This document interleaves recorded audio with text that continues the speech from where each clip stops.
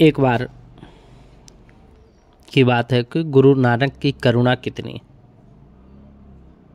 गुरु नानक देव अपनी मंडली के साथ कहीं जा रहे थे। रास्ते में उन्होंने देखा कि एक बड़ी हवेली पर 7 झंडे लहरा रहे हैं। कई जगह आप देखते होंगे कि 7 झंडे लहराते हैं, लोग लगाते हैं। जिज्ञासा जागृत हुई। उन्होंने शिष्यों से पूछा, यह हवेली किसकी है? इस पर लगे हुए 7 रंगों का क्या आशय है? शिष्यों ने बताया कि यह एक लखपति सेठ की हवेली है। जब व्यापार में उसे 1 लाख का लाभ होता है तो वह हवेली पर एक झंडा लगा देता है। ऐसा लगता है कि उसने 7 लाख रुपए की संपत्ति इकट्ठा कर ली। गुरु नानक जी उस हवेली में जा पहुँचे।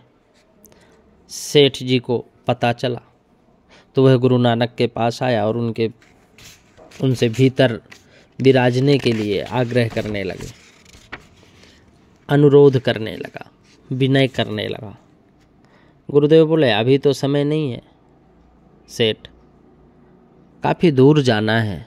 हमारे पास एक सोने की सुई है, रास्ते में उसे डाकू ना लूट लें, इसलिए हम चाहते हैं कि इस सुई को आप अपने पास सुरक्षित रख लें। अगले जन्म में हमें आप लौटा देना।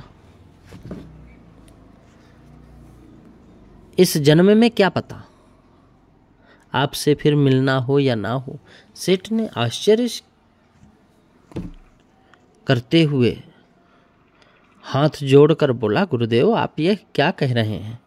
परलोक में तो मनुष्य कुछ भी नहीं ले सकता, सब यहीं धरा रह जाता है। गुरुदेव ने कहा, जब आप झंडे लगाकर 7 लाख रुपए की संपत्ति को परलोक में साथ ले जाने का दावा कर रहे हैं, तब मेरी सुई भला ये क्या वजन सहन करेगी? इसे भी साथ ले जाना बड़ा उपकार होगा। सेठ के अंतर्मन के ज्ञान चक्षु खुल गए और अहंकार का नाश हुआ और धन का लाभ एक पल में काफुर हो गया। वह नानक देव के चरणों में गिर गया और उनसे क्षमा मांगने लगा। बोला, गुरुदेव आपने मुझे सत्य का ज्ञान दिया। यह परिग्रह तो मूर्छा है, अज्ञान है। आप धन्य हैं, आपकी वाणी भी मुझे जागृत कराती है। इसलिए संतों का हर समय जब भी मिले तो सत्संग करना चाहिए। संतों के पास वो गूढ़ रहस्य है जो जीवन में कभी मिलना दुर्लभ है।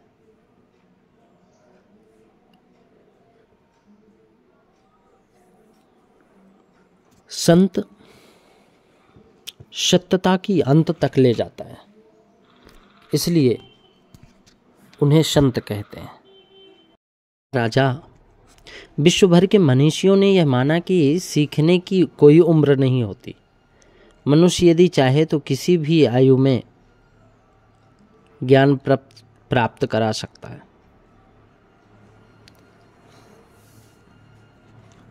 एक बार चीन राज्य के राजा फिड ने अपने मंत्री सिक्वाड़ से कहा कि मैं अब 70 वर्ष का हो गया हूँ।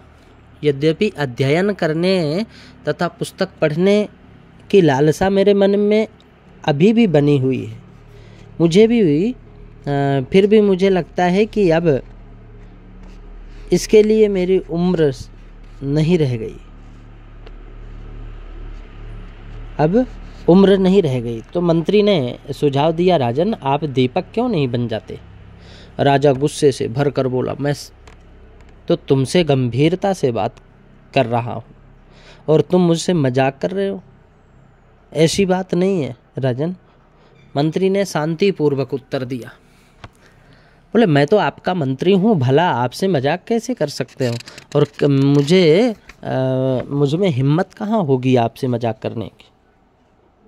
मैंने सुना है यदि कोई आदमी युवावस्था में अध्ययन में रुचि लेता है तो उसका भविष्य सुबह के सूरज के समान होता है।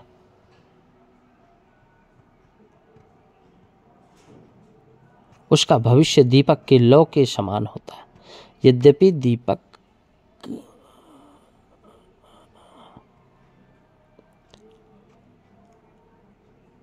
अधिक प्रकाश नहीं देता, फिर भी उसका उजाला अंधेरे में भटकने से बेहतर ही होता है। राजा को लगा कि मंत्री ने उसकी शंका का उचित सम्मान कर दिया।